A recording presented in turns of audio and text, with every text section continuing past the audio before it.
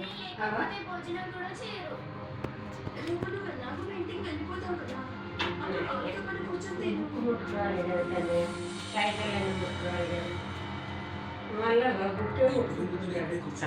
రేపంతా సర్దుకుంటాను.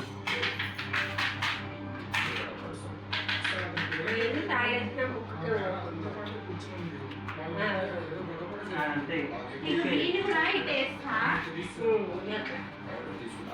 అండి రండి.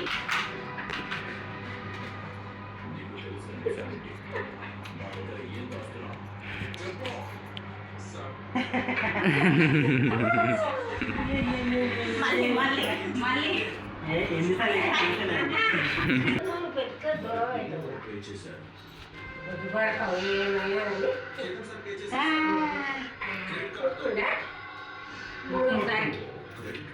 4 సార్